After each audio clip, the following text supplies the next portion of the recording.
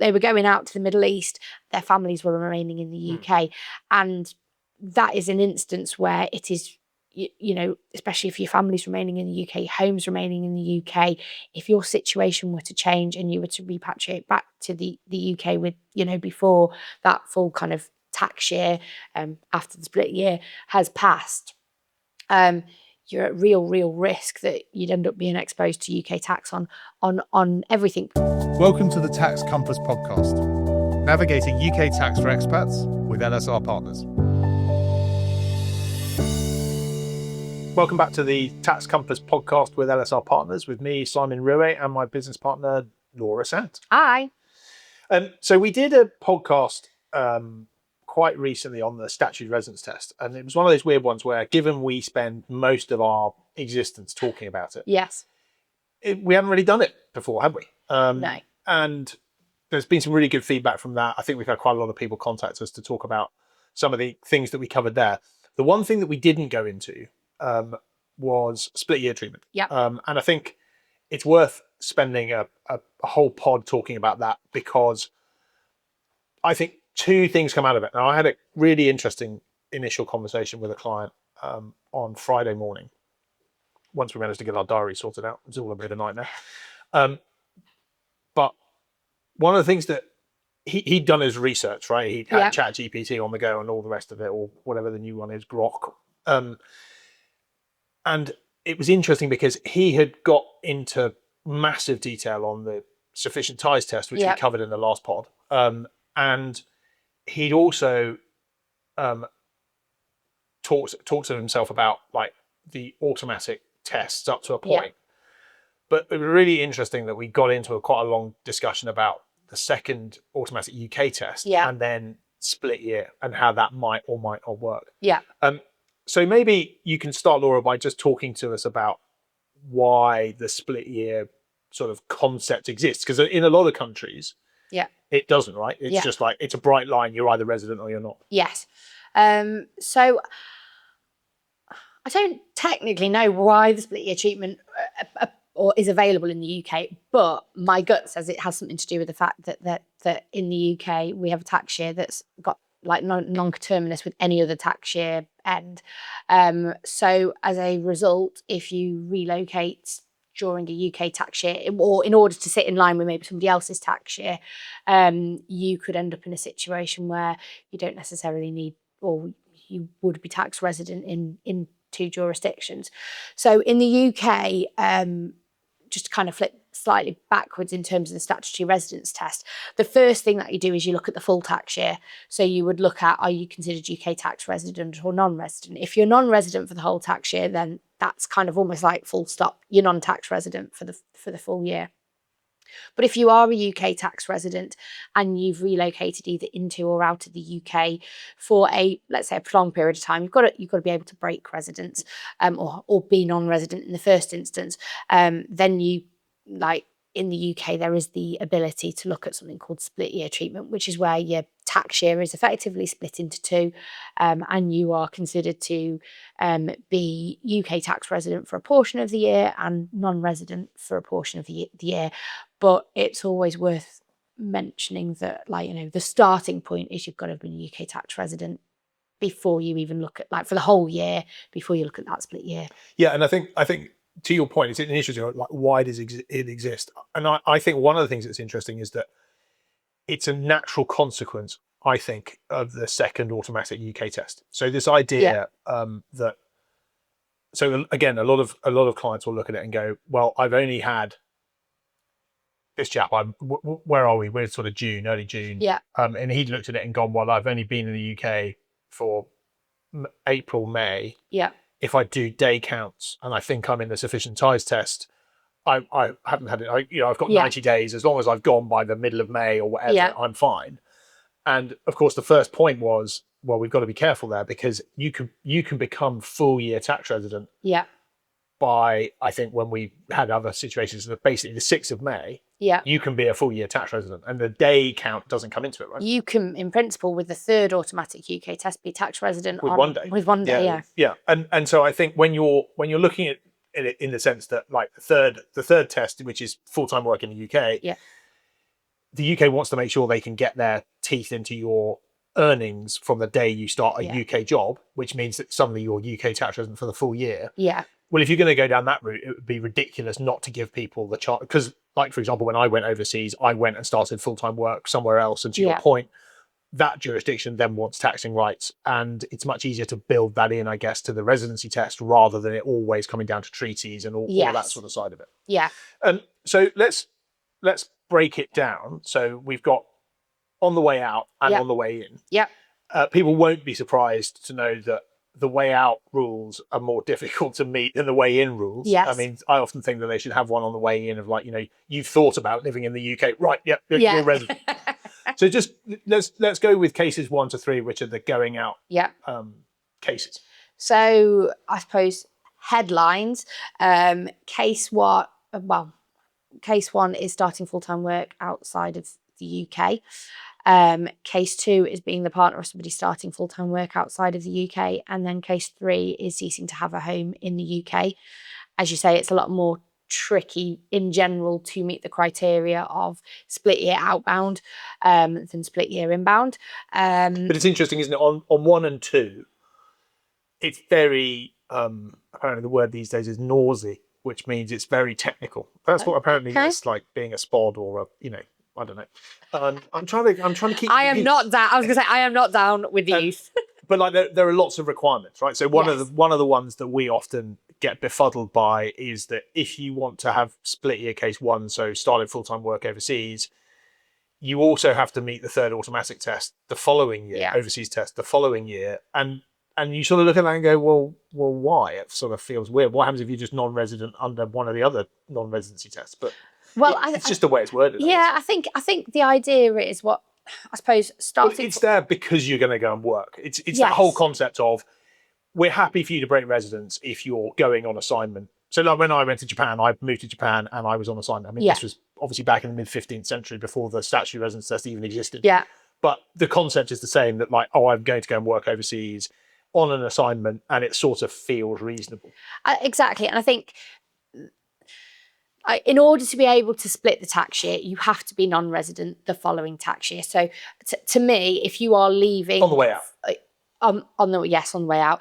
If you are leaving the UK in order to work overseas, it makes sense to me that HMRC are saying, well, you need to be working for at least that whole of the rest of the next. Well, it's the manipulation point, isn't it? What you can't do is say, I've split my year. I'm going to work January and I'm coming back in April. Well, not even that, but like I'm gonna, say for example, I don't meet the criteria of ceasing to have a home in the UK. I'm going to break residence by starting full-time work outside of the UK, but I'm only going to, if I leave in January, I'm only going to do 3 months worth of work outside of the UK, and then I'm just going to not be in the UK, and I'm not going to worry about working, etc., etc.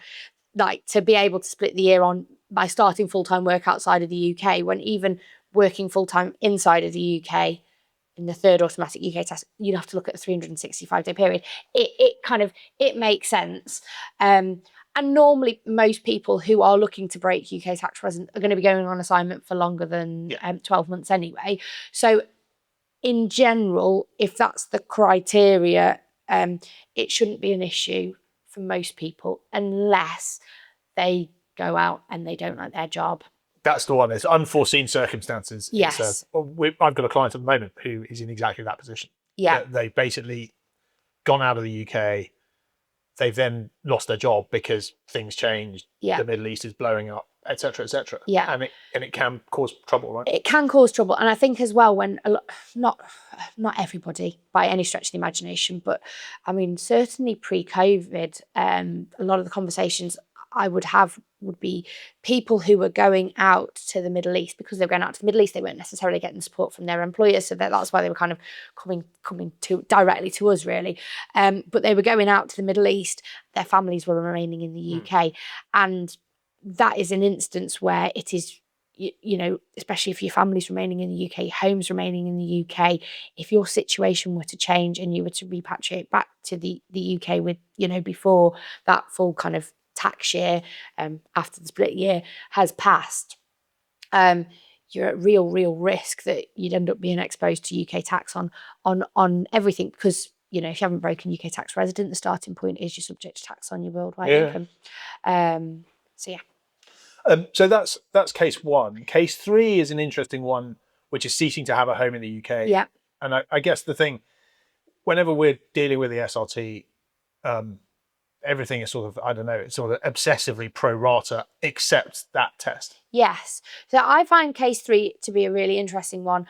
Obviously for people, so we have a few different categories of clients, should we say, like you certainly have people who are leaving the UK in order to start work, but you also have retirees who are looking at moving outside of the UK, whether it's back to their home country, whether it's a classic retire to Spain, isn't it? Yeah, yes. And so for retirees who aren't working, their partners aren't working, case three is the only way by which you can look at splitting the year.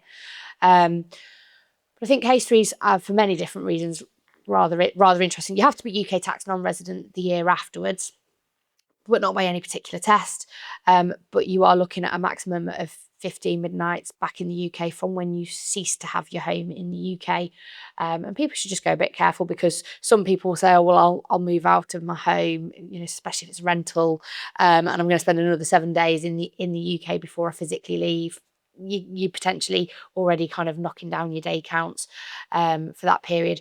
It's also designed to stop people maybe who are just looking at becoming digital nomads, in as far as within 6 months of having left the UK, you've got to have links in another country, whether it's a home, whether it's tax residence, whether it's just physical presence.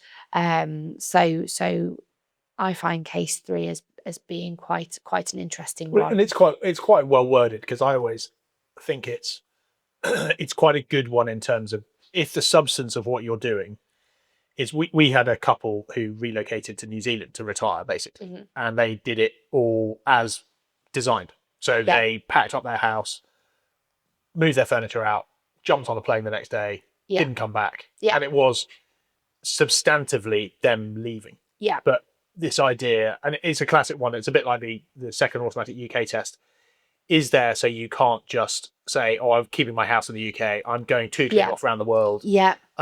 Because your only home's in the UK, you're sort of stuffed, assuming you're not out of the UK like for the whole year. Yeah. And so I think the ceasing to have a home test is quite like that. The other point I think often comes up is, what does ceasing to have a home mean? And it's that whole point about, I quite like it. It says in the statutory residence test, a home has its everyday meaning. Yeah. So it's about it being a home, not like, so this couple, they hadn't been able to sell their flat, but they've moved all their stuff out of it. Therefore it wasn't their home because they couldn't use it as a home. Yeah.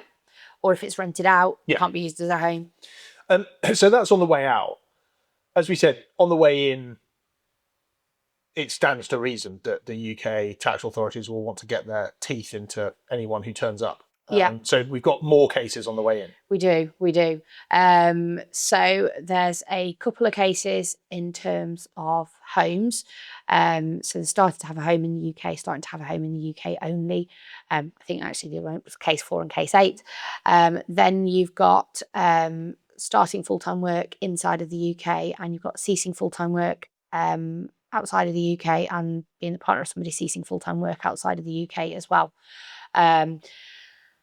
There's a lot more nuance in terms of which case might apply to you and in what order they might apply to you in terms of split year outbound. When you have different dates. You've got case 1 takes priority over case 2 takes priority over case 3. In terms of the inbound split year treatments. And we've got a lovely matrix. I was going to say, I don't think we want to try and describe that matrix, because there's about... it's just the alphabet, I think. I think it's about like 26 different iterations of it or whatever. Yeah. But I think what's interesting on the way in, though, it's sort of... I always think of the way out being heavily technical because of the nature of your leaving. On the way in, I think a good starting point is just, if you pitch up in the UK, you will be tax resident by hook or by crook in some format. Yeah. And again, don't rely on... And it's not never say never, but like I've had people saying, oh, well, I've only come back to the UK and I've only had 60 days here, but I started a job, so I don't want to pay tax on the first 2 months of it because I wasn't resident for the year. And it's like, no. Yeah. what are you doing? Are you living in a cardboard box, or do you have a home, or whatever? Yeah. It's like, oh no, I've got a flat. Well, But it is interesting because actually we do find that there are certain people who've never, ever, ever lived in the UK before. If they arrive towards the back end of the year, quite often you might think... You can still be automatically non-resident, yes, right? yeah. So you could in principle be less than 45. We have had them, haven't we, where someone turns up and starts work on the 1st of March. Yeah. And then it's like, well, that's within the 46 days. And because of the flowchart nature of the residence tests, happy days. Yes. It's interesting. I guess in summary, it is an interesting nuance within our particular system that's not reflected elsewhere. Yeah. I think the other thing just that people should be aware of is that it can sometimes throw up slightly anomalous results, especially when tax treaties start getting involved. So a classic one is someone goes to start full-time work overseas in Spain in October and they won't become Spanish tax resident until the 1st of January. What are they between breaking UK tax residence in October and the end of that calendar year? On the face of it, they'd be not tax resident in any country. And that's when you can have some fun. Well, in terms of planning opportunities. Yeah, there are planning opportunities, aren't there? Although one thing I always like to flag at that point is it won't work if you're a pensioner. Yeah. But it's that classic thing of, if you're a pensioner, your pension in the UK is sourced to the UK as a starting point. Yeah. And the only way you won't pay tax in the UK is if you're paying tax somewhere else under a double tax treaty. Whereas because employment income is sourced to where you're doing the employment, there are potential benefits of saying, well, I'm not in one place or the other. Well, that being said, I mean, it's one of those, like, if you're a UK tax non-resident not working in the UK, then on the face of it, HMRC don't want to tax you. But even if you're a non-resident, then potentially the tax authority in the country that you're physically working in might want to tax you. If there's no double tax treaty to allow any sort of relief associated with that. Capital gains, investment income, that's the sort of way you generally can kind of take advantage with that. But I mean, I suppose when we're looking at split year treatment, I would say that it's, again, I think we talked about this earlier when we were filming one of the other pods earlier today. But, if you are looking at relocating, again, I would always say have the conversation before you physically make the move, because even whichever way you're doing it, there are sets of rules. I mean, sometimes if you're looking at getting a home in the UK, it's based on the sufficient ties test and how many days you've spent and how many ties you've had before you become tax resident. And for example, if you moved to the UK, didn't get a home for like 60 days, didn't start work, you might find that you're in a situation, depending on when in the year it is, that actually you'll have spent too many days in the UK before you've physically got a home in the UK. And that's the sort of thing that could mean that actually split year treatment no longer is available to you. So you're looking at the whole year, and then you have to look at double tax treaties and whether there's any availability of relief associated with that. So that's split year treatment. Something always to be aware of. I'm like a stuck record suggesting that people should seek advice before taking steps to leave, but it's just true because you really can come unstuck. So do visit us at LSR Partners, where you can book on for an initial consultation. Thanks for supporting the show. Please like and subscribe, and we'll see you next time. Thanks for listening to the Tax Compass podcast, brought to you by LSR Partners, where we help you pay the right tax in the right place at the right time. Book a call with us. Details are in the show notes.